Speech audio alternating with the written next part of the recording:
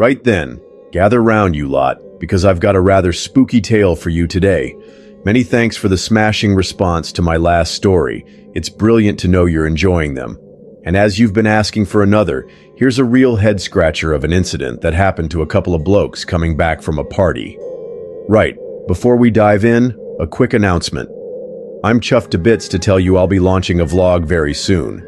We're off to the Florida Keys on a proper road trip, so that should be a bit of a laugh. If you fancy joining me for that adventure, do give the channel a subscribe and ring that bell for notifications so you don't miss any of the updates. Alright, let's get on with the story.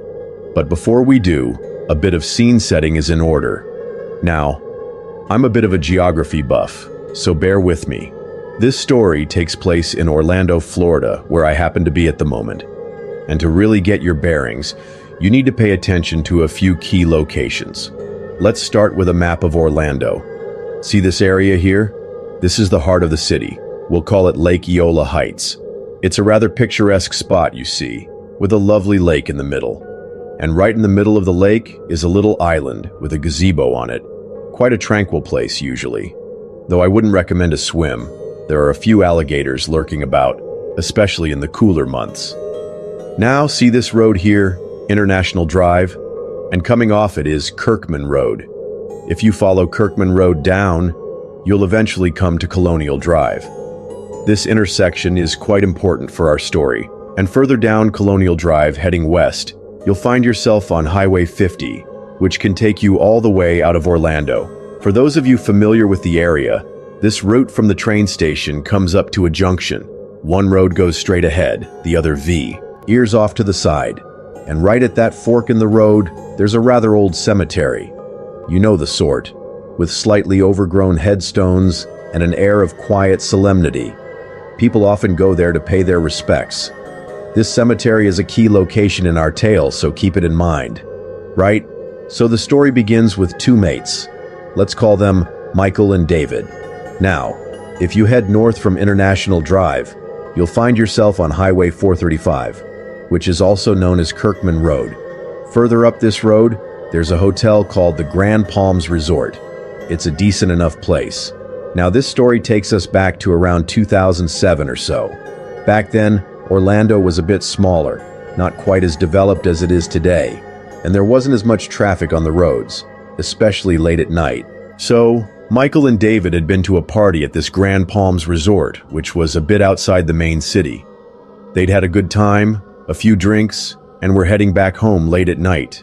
They had a motorbike, an old Honda CBF, a reliable enough machine for its time, though probably a bit past its prime even then, being about 5 or 6 years old. So, these two lads were cruising along on this motorbike, heading back towards our map. It was around 1 in the morning, and they were both a bit tipsy, singing away to themselves as they rode along Kirkman Road. They were in high spirits, not a care in the world. As they approached the intersection with Colonial Drive and started to turn, something rather odd happened. Now, you know how it is when you've had a few. Your judgment can be a bit off. Well, the bloke driving, Michael, was merrily going along. But David, who was on the back, suddenly spotted something. As they were turning, he saw a small child, about 7 or 8 years old, standing by the side of the road, waving for them to stop. Michael, being a bit merry, didn't notice the kid. They carried on a bit further, and then David shouted, "Oi, hold on a minute. Did you see that little kid back there?" So Michael pulled over, and they both looked back. Sure enough, there was a small child standing by the side of the road. "Blimey," said David. "What's a little nipper like that doing out here so late?" They decided to turn back. "All right, mate," they asked the kid. "Where are you off to?" The little boy replied, "I need to get to the West Oaks Mall." Now, for those not familiar with Orlando, the West Oaks Mall is quite a bit further down Highway 50, heading west. It wasn't exactly around the corner, so the two mates, feeling a bit sorry for the little fella, agreed to give him a lift. Now picture this: Michael on the front, David on the back, and the little boy squeezed in between them on the motorbike. Off they went again, singing their tunes, Michael still a bit tipsy, and none the wiser. David, in the back, had his arm around the little lad to make sure he didn't fall off. They carried on down Colonial Drive, crossed Kirkman Road, and as they passed the old cemetery at the fork in the road, something made the hairs on the back of David's neck stand up. The bloke driving, Michael, happened to glance in his rearview mirror. As soon as he did, he suddenly straightened up. His tipsiness vanished in an instant. What had he seen? Well, David in the back was still happily chatting away to the little boy, completely oblivious. But Michael, when he looked in the mirror, didn't see the back of a small child's head. Instead, he saw the child's face reflected back at him, and the eyes. The eyes were completely black, like two empty sockets. It was enough to sober him up quicker than a cold shower. Now, Michael was a sensible sort. He thought to himself, "Right, no need to panic, just keep calm." Now, in this part of the world, there's a local belief about spirits of young children who have passed away. They're sometimes called shadow children.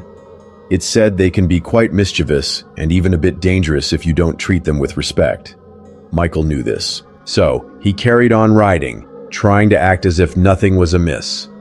David, still in the back, had no idea that the child he thought he was holding was anything but ordinary. They continued along Highway 50, and then Michael had an idea. He thought, if this isn't a normal kid, I need to get rid of it without causing a fuss. As they approached a quieter stretch of road, Michael suddenly slammed on the brakes. The motorbike skidded and jolted and eventually came to a stop. Michael quickly pulled in the clutch, so the engine cut out. The momentum sent the bike rolling a little further, and Michael let it roll, all the while trying to appear as if the bike had just stalled. He didn't want the child to realize he'd stopped on purpose, and he didn't want to alarm David either. "Blimey," said David. "What happened? Why did we stop?" "Dunno," replied Michael, trying to sound casual.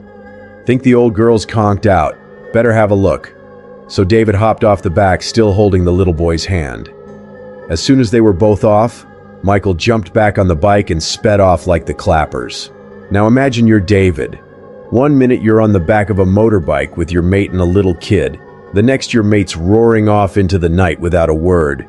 You'd be a bit confused, wouldn't you? "Oi, Michael, what the bloody hell are you doing?" he shouted, but Michael was already disappearing into the distance. "Don't look back, just run," Michael yelled over his shoulder.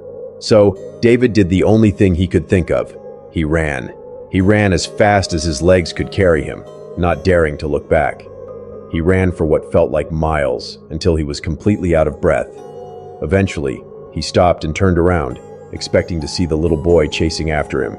But there was no one there. The road was empty. "What was all that about?" he asked Michael when they finally met up, both of them panting. Michael explained what he'd seen in the mirror, the black eyes, the unsettling feeling. David, understandably, was a bit skeptical. "Come on, mate, you must have imagined it. It was just a kid." "No, mate, I'm telling you," Michael insisted. "Those weren't normal eyes. They were like black holes. Trust me on this."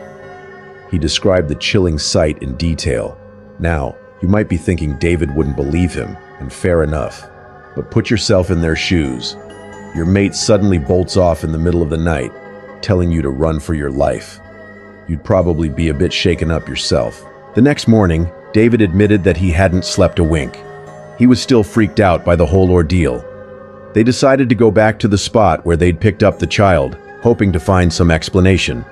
They went during the day this time, and as they approached the fork in the road, their gaze fell upon the old cemetery. They decided to have a look around. They found an old groundskeeper tending to the graves.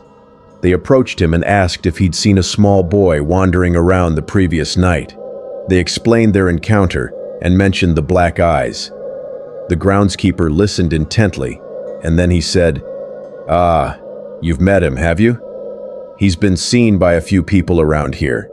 They say he always asks for a ride to the West Oaks Mall. But if you do take him there, the road he directs you to leads straight to the old crematorium. If you don't give him a ride, he just stays put." He continued, "He doesn't mean any harm, mind you. He just wants to be taken somewhere. You were lucky he didn't cause you any trouble." The two mates were a bit taken aback. It seemed their experience wasn't unique. So, there you have it. A rather unsettling little tale. It just goes to show, doesn't it? Be careful who you offer a lift to late at night. Maybe have a quick look at their feet, just in case. You know, some say they have them on backwards. But that's a story for another time. If you enjoyed that little yarn, do give the video a thumbs up, subscribe to the channel, and let me know in the comments what sort of spooky stories you'd like to hear next. I've got plenty more where that came from. Some that happened to me. Some that were told to me. Until next time then, stay safe out there.